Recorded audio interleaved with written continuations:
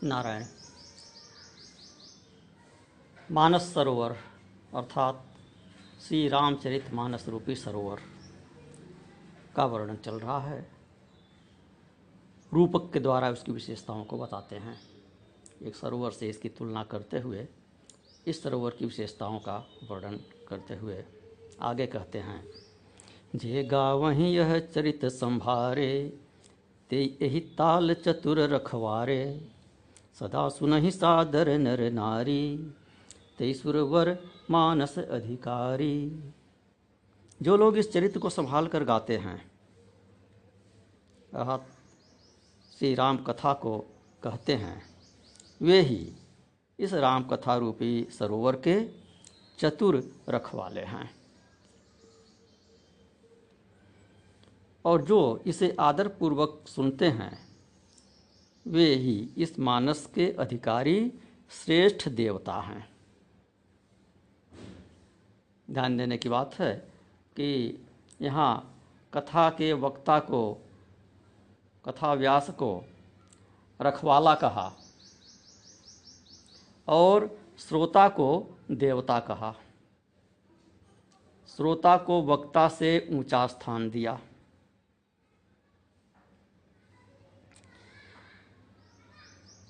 कथा करने वाले पर जिम्मेदारी है कि कथा में कोई अपदूषण न होने पाए, कोई विकृति न आने पाए, अर्थ का अनर्थ न होने पावे, इसलिए उनको रखवाला कहा। जैसे सरोवर में अलग अलग घाट होते हैं, पुरुषों के घाट पर स्त्री न जाएं, स्त्रियों के घाट पर पुरुष न जाएं, कोई गंदी वस्तु जल में न पड़ने पावे, यह सब काम रखवाले का है। तो इसी भांति श्रोताओं को अपने अपने मार्ग से चलने के लिए सचेत करना चरित्रगान करने वाले कथा व्यास लोगों का काम है। कथा में पिक एंड चूज थ्योरी न आने पावे कि कोई एक पंक्ति उठा लिए और उसके आधार पर निंदा करने लगे। ऐसा नहीं होना चाहिए। आजकल जैसे होता है, आधुनिक लोग, प्रतिक्रियावादी लोग, कथा की निंदा करने वाले लोग कोई एक चौपाई पकड़कर और उसी को प्रचारित करते हैं। उसके आधार पर बिना उसका पूर्वापर देखे हुए, बिना तारतम्य देखे हुए, बिना प्रसंग देखे हुए, उसके आधार पर राम कथा पर और रामचरित्र पर दोष मढ़ने लगते हैं। ऐसा कुछ न होने पावे, यह कथा व्यास की जिम्मेदारी है। पाठ में कोई उलट पुलट न होने पावे, मनगढ़ंत शब्दों को कोई न जोड़ने पावे, अर्थ का अनर्थ न होने पावे। इस चीज़ पर स्वयं भी ध्यान रखें और दूसरों को भी ऐसा करने से रोकें।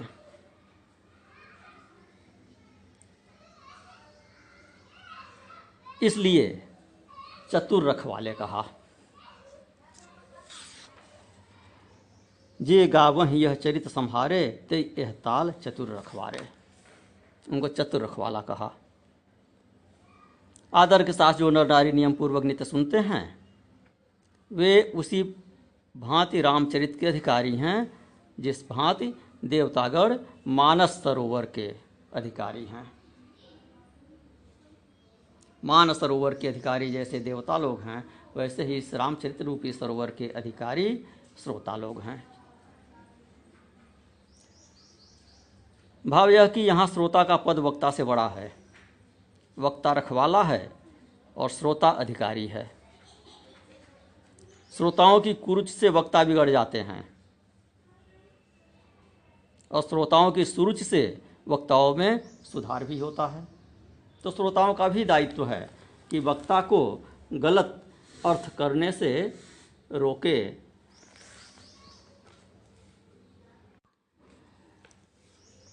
अनावश्यक मनोरंजन इत्यादि कथा में प्रविष्ट करने से रोके। आजकल संगीतमय कथा चलने लगी है, कथा कम होती है, गाना बजाना मनोरंजन अधिक होने लगता है, फिल्मी गीत उसी में जोड़ने लगते हैं, कथा की दिशा मुड़ जाती है। तो ऐसा न होने पावे, इस पर नियंत्रण रखने की जिम्मेदारी वक्ताओं ये श्रोताओं की भी है। जो खल हैं, विषयी हैं, इस तरह के बगुले और कौवे इस सरोवर में नहीं आते, क्योंकि यहाँ घोंघा, मेढक, सेवार इत्यादि नाना प्रकार के जीव जंतु नहीं हैं। यह सरोवर स्वच्छ है।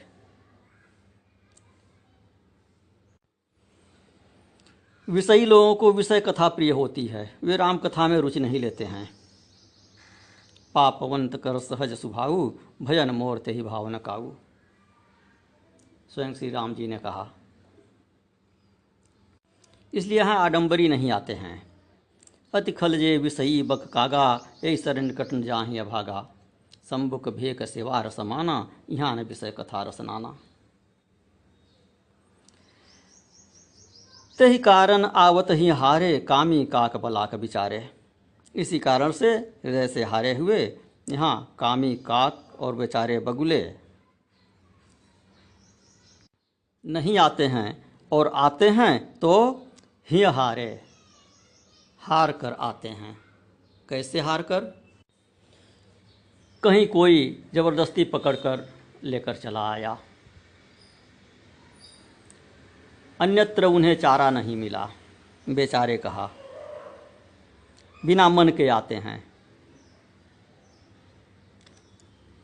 यही सर आवत अति कठिनाई, राम कृपा बिनु आई न जाई। इस सरोवर के निकट आने में बहुत कठिनाई है, वही आता है जिस पर राम की कृपा होती है। लोग कठिन कुसंग को नहीं छोड़ पाते हैं। सिनेमा दिखाने वालों से, पिकनिक मनाने वालों से, पार्क में घूमने जाने वालों के संग से वे छूट पाएंगे, उनका मोह छोड़ पाएंगे, तब तो राम कथा सुनने के लिए आएंगे। इसलिए कहा, कठिन कुसंग कुपंथ कराला, तिन्हके वचन बाघ हरि ब्याला। कि कठिन कुसंग जो है यह बहुत बुरा रास्ता है, जो उस पर चल पड़ा वह है वहाँ से निकल नहीं पाता है। उन कुसंगियों के वचन व्याघ्र और सिंह और सर्प हैं, वो निकलने भी नहीं देते हैं। इसके अतिरिक्त गृह कारज नाना जंजाला, तेई अति दुर्गम शैल विशाला। घर के काम और अनेक प्रकार की उलझनें, ये सब बड़े बड़े पर्वत हैं, अवरोधक हैं राम कथा के रास्ते में। एक पहाड़ पार किए तो दूसरा उससे ऊंचा पहाड़ खड़ा मिलता है। कभी आपको फुर्सत नहीं मिलेगी भजन करने के लिए। एक काम से छुट्टी पाए, दूसरा काम सामने पड़ा हुआ है, अनायास पड़ा हुआ है। वह काम आप कर भी नहीं पाएंगे, पूरा भी नहीं कर पाएंगे, किंतु वह काम आपके भजन में, राम कथा तक पहुँचने में बाधा बनकर पहाड़ की तरह से खड़ा रहेगा। वन बहु विषम मोह मदमाना, नदी कुतर्क भयंकर नाना। मोह मदमान ये बीहड़ वन इस रास्ते में हैं जिनको आप पार नहीं कर पाते हैं, और कुतर्क रूपी भयंकर नदियां हैं जिन्हें पार नहीं कर पाते। सारे कुतर्क भजन में, राम कथा के श्रवण में ही सामने आते हैं। इससे क्या होता है, उससे क्या होता है, इन्होंने इतना किया तो क्या हुआ, उन्होंने उतना किया तो क्या हुआ। पूर्व जन्म के कर्मों पर, प्रारब्ध की ओर ध्यान नहीं जाता है कि किसी ने कितना दुष्कर्म पहले किया हुआ है, उसके परिणाम स्वरूप इस जीवन के सत्कर्म भी उसको फल नहीं दे पा रहे हैं।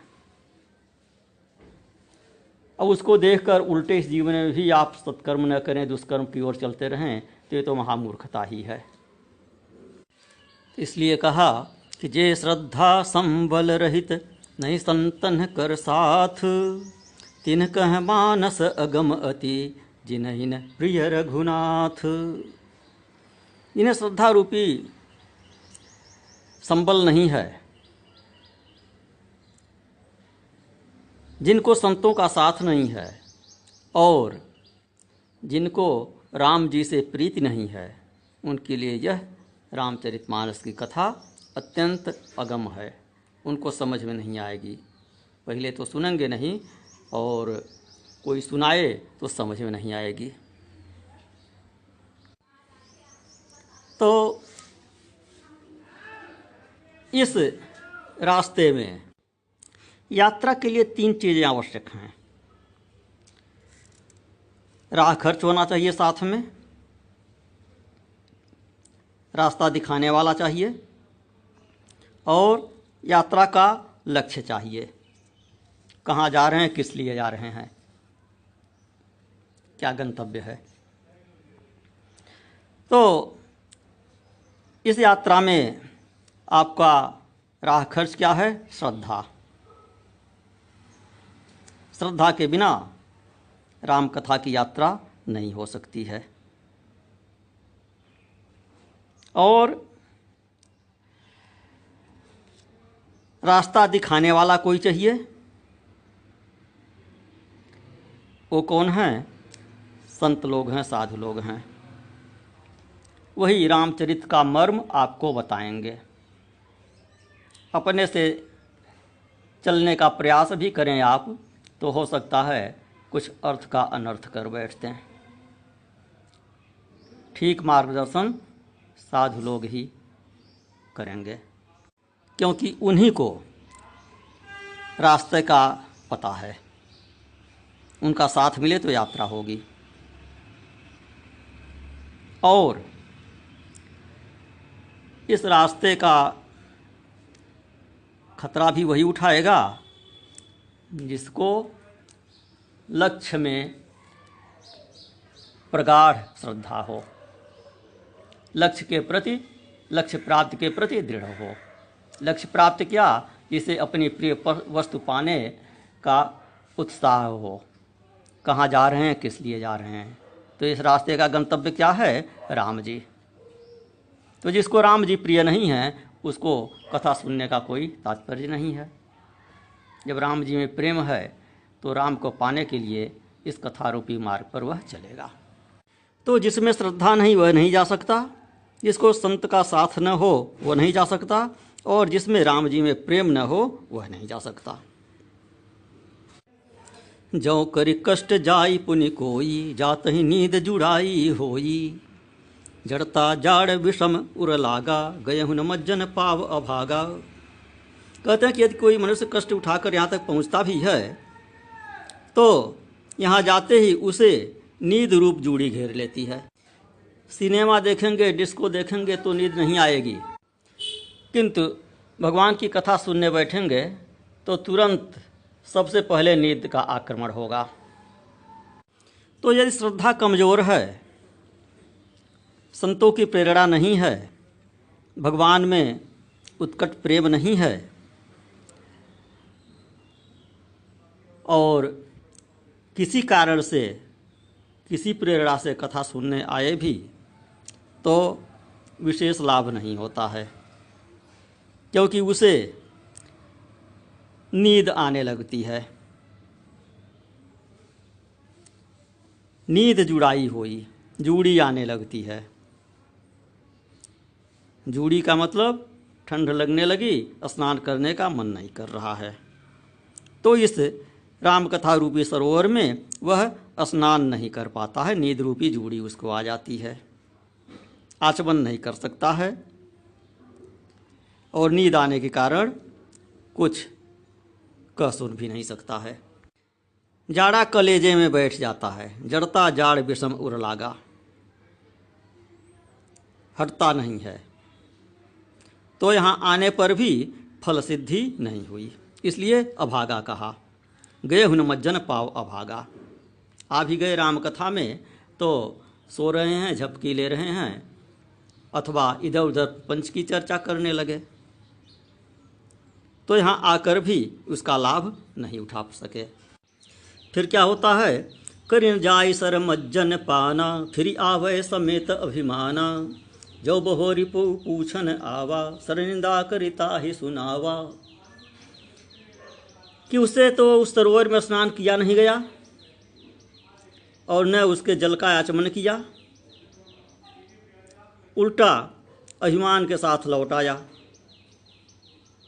और कोई पूछने लगा तो सरोवर की ही निंदा करने लगा, उल्टा पुल्टा समझाने लगा।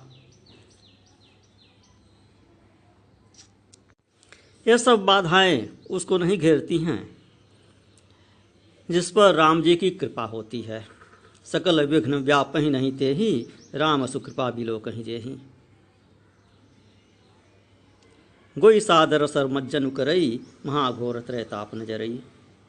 वही आदर पूर्वक इस सरोवर में स्नान करता है और महाभयंकर तीनों तापों से, दैहिक दैविक भौतिक तापों से वह उद्विग्न नहीं होता है।